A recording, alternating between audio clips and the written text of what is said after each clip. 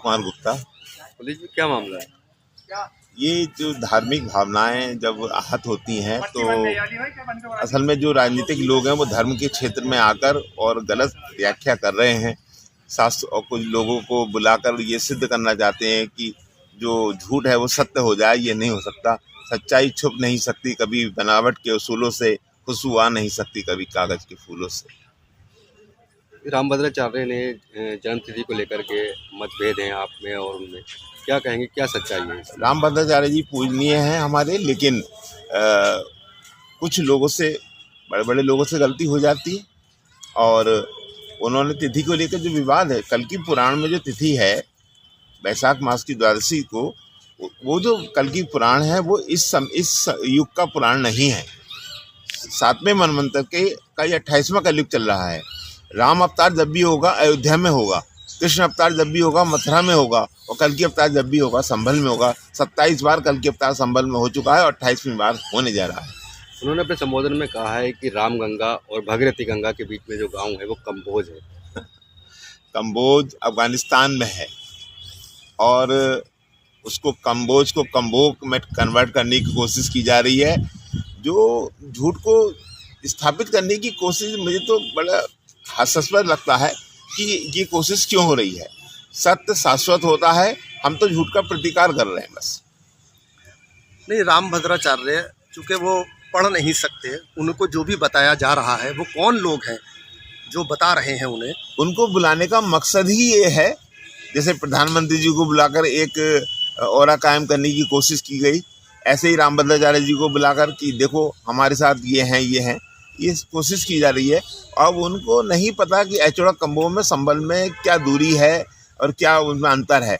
जो 24 कोसीय परिक्रमा है उसके अंतर्गत जो त्रिभुजाकार संभल है, जिसमें 68, 30, 19 कूप, 36 पुरे, 52 सराय, वो संभल गंगा रामगंगा के मध्य में है और इसी संभल में भगवान कल्कि का अवतार हो। क्या साजिश हो सकती है कि चौड़ा कम्बो में एक भव्य कल्कि मंदिर की स्थापना हो रही है और एक बहुत पुराना, जो हज़ारों साल पुराना संभल में कल्कि मंदिर है, तो कौन लोग हैं जो इस तरह का जो है वो साजिश जो है वो रच रहे हैं? हम भव्य मंदिर का निर्माण, हम इसके विरुद्ध नहीं है, वो भव्य मंदिर बनाए, लेकिन उसको कल्कि धाम कहना वो गलत है।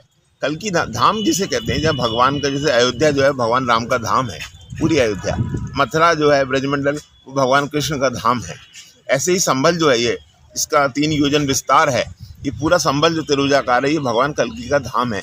आपका घर, मेरा घर, सब कल्कि धाम में है, पूरा संभल कल्कि धाम है। एक पर्टिकुलर जगह को कल्कि धाम नहीं कहा जा सकता। सिंह पवार, भगवान कल्कि के जन्म तिथि को लेकर के मतभेद चल रहा है, क्या कहेंगे इस पर? परम पूजनीय रामभद्राचार्य जी से जो कहलवाया जा रहा है, मैं समझता हूँ कि बहुत ही अशोभनीय है और व्यक्तिगत हितों को साधने की साजिश है, जिसका हम पूरे सनातनी, संभल के सारे समस्त सनातनी उनका प्रतिकार करते हैं, विरोध करते हैं पुरजोर। अब कुछ चीज़ों का पहले भी हमारा विरोध था, जिस तरह से कल्कि धाम की रचना की गई, स्वयंभू आचार्य प्रमोद कृष्णन पीठाधीश्वर बने, उसका भी हमारा विरोध था। उससे पहले उन्होंने ये कहा कि कल्कि धाम में ही भगवान कल्कि विष्णु का जन्म होगा, जबकि पुराणों में और प्राचीन ग्रंथों में सभी जगह और प्राचीन जितने भी हमारे साधु संत कल्कि विष्णु मंदिर आते हैं, ये कल्कि विष्णु मंदिर सबसे प्राचीन है और पुराणों में इसका वर्णन है। 68 तीर्थ 19 कूप की ये नगरी त्रिभुजाकार में है, जिसमें संबलेश्वर महादेव, भुवनेश्वर महादेव और तीसरे कोने पे चंद्रेश्वर महादेव हैं। ये परिधि, इस पूरी परिधि को संभल कहा गया है और इसी परिधि में उपस्थित हरिहर मंदिर और कल्कि विष्णु मंदिर, ये सभी मंदिर इसकी परिधि में आते हैं। अब किसी महात्मा, किसी महापुरुष द्वारा एक नया धाम बनाया जा रहा है जो कि संभल परिधि से 30 किलोमीटर दूरी पर है। अब उसी चीज़ को लेके अपना स्वार्थ को सिद्ध करने के हेतु रामभद्राचार्य जी को भी बुलाया गया है, जिसमें और विभिन्न साधु संतों को बुलाया जा रहा है और प्रचारित किया जा रहा है कि भगवान श्री कल्की का जन्म एचौड़ा कम्बू में होगा, तो हम लोग का तो विरोध है। और यहाँ हम सभी को विदित है कि 68 तीर्थ 19 कूपों से में समाहित ये संभल श्री कल्की विष्णु जी का जन्म यहीं होना है, यहीं उनका प्राकट्य स्थल है। इसका हम पूरे उससे समर्थन करते हैं, और जो भी कोई कह रहा है कि संभल से बाहर इनका जन्म होगा, उसका हम विरोध करते हैं। क्या कहना है मैडम आपका? राम भद्राचार्य जी एचौड़ा कम्बो में कथा करने आए हैं, उनका सीधा भगवान कल्की भगवान की 10वें अवतार की तिथि और जन्म को लेकर के उन्होंने जो बयान दिया है, तो आप जो है उसको क्या कहना चाहेंगे? देखिए, वो महामंडलेश्वर हैं राम भद्राचार्य जी। मैं उनके लिए कुछ भी कह पाने की सामर्थ्य नहीं रखती हूँ, लेकिन फिर भी मैं इतना बोलूंगी कि उन्हें प्रमाण के बिना कोई भी शब्द बोलना नहीं चाहिए।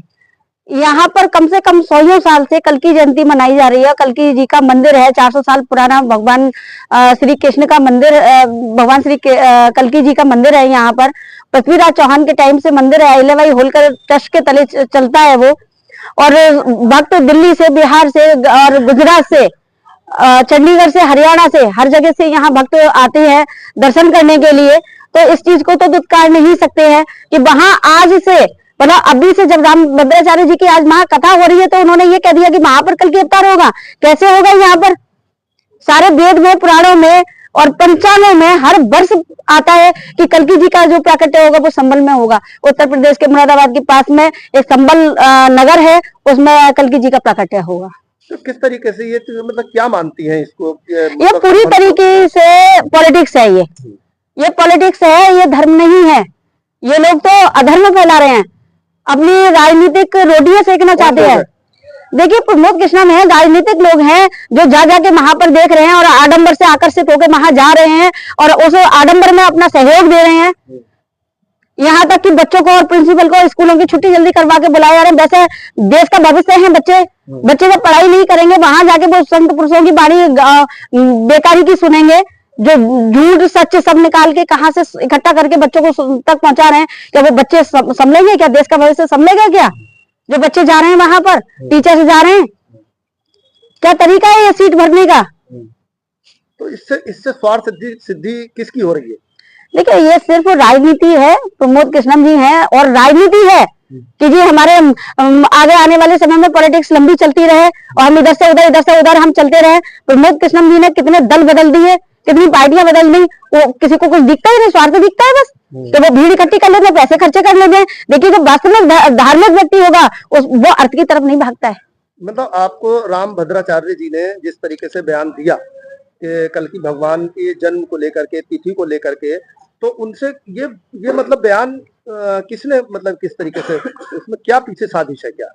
देखिए, उसके पीछे यही है कि वो जो आकर्षित हो जाते हैं, उनको भी कुछ ना कुछ लालच होगा।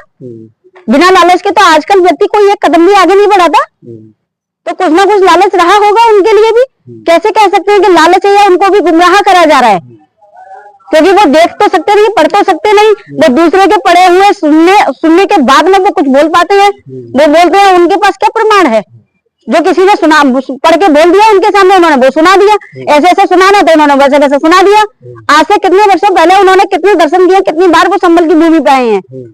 इससे पहले क्या उनको क्या पता था कि भैया कल्की जी संभल में आएंगे या एचौड़ा कम्बो में आएंगे? जब 15-20 साल पहले एचौड़ा कम्बो की भूमि पे क्या था? न सड़कें थी, ना कुछ था। आज पॉलिटिक्स से रोटियां सेकने के लिए और मागी अर्थ बढ़ाने के लिए कि धर्मशाला बनेंगे, होटल बनेंगे, लोग आएंगे, टूरिस्ट आएंगे, कल्की धाम वहां बना दो, वहां से हमारी सब अर्थ शुरू हो जाएगा, आर्थिक हमारे प्रोग्रेस होने लगेगी। क्या नाम है मैडम आपका? मैं एडवोकेट नीलम वार्ष्णेय, कल्की सेना निष्कलंक दल महिला मोर्चे से राष्ट्रीय संयोजिका।